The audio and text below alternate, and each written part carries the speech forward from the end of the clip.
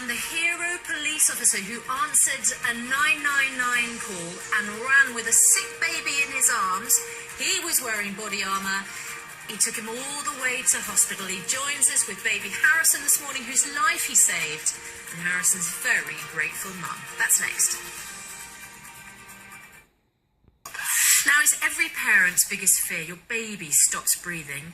You manage to call an ambulance, but it's still on its way. This is what happened to Joe Payne just before Christmas. Luckily, PC Steve Norton was on patrol in the area. He grabbed baby Harrison in his arms and ran with him in his full-body police armour to the nearest A&E department. Thankfully, you've got your hiccups suddenly. He's been sitting so quietly. It has a very happy ending. Joe, Steve and baby Harrison are with us now. Good morning to you. Hello, you. Joe, what happened to baby Harrison that day? Well, Harrison was actually born at 26 weeks. He was born very, very premature. So he spent the first part of his life in hospital. When I brought him home, after 2 days, I was checking on him and he was unresponsive. I went over to his cot and popped him on his side and he projectile vomited out of his nose and mouth. I picked him up immediately and then I noticed that, with a 4-pound baby, you have to look really hard to see if they're breathing. And I couldn't see him breathing. His eyes were still. So I placed him on my bed and I started to perform CPR, which I'd been taught in hospital. Maybe about a week before I brought him home. And you called 999? I called 999 at the same time of trying to do the CPR. Harrison, thank goodness, started to breathe. He coughed and started to shallow breathe. And with that, I immediately ran outside. And that's when I was met with PC Steve Norton here, who was fantastic. And Steve, you were in the area and got the call from the operator. Yeah. And you turned up, and what happened? I met Jo outside on the footpath and she just sort of trying to assess the situation and she just sort of handed him to me and just said, I don't know what else to do. Unfortunately, you're quite close to a hospital, so you're thinking, I'm not waiting for an ambulance, but actually, Steve, you took it on yourself. You thought, do you know what, I'm going to get to the hospital before the ambulance is going to get here. Yeah, that was the decision I'd made. Yeah. I couldn't see an ambulance arriving.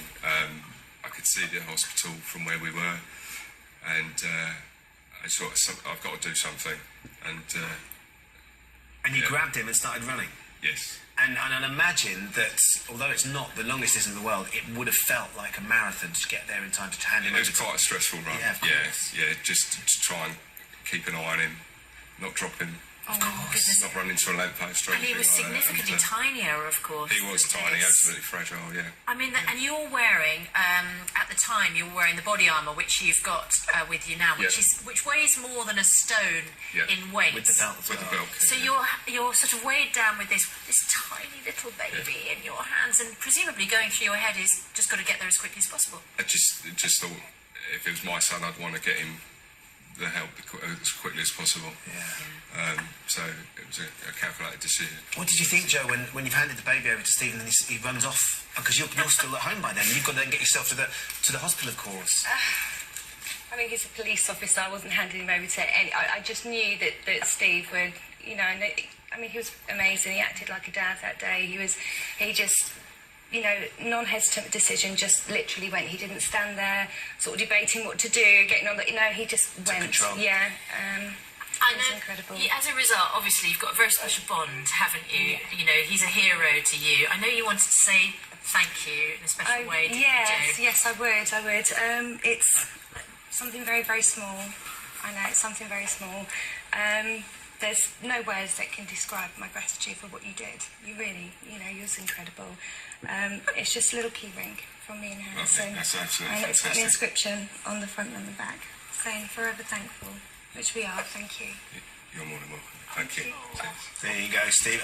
It's all in a day's work, I suppose, in many ways, but what you managed to do will never be forgotten by these two here, and it's lovely to see what a lovely relationship that you're going to have Yeah, I regard him as a friend now. Yeah. Yeah. Which is really Steve. That's fantastic. Thank you so much for joining us this morning. It's lovely to see Harrison looking so well. Is he doing really well now? It is unstoppable. Is he? It's unstoppable. That's what we want to hear. He's just everything and more. He really is. He's been a fighter right from the start, and I'd just like to sort of say to anybody, new mums, anybody, just, you know, take a CPR course. Yes. You know, it really is worth it. Your local nurseries do it.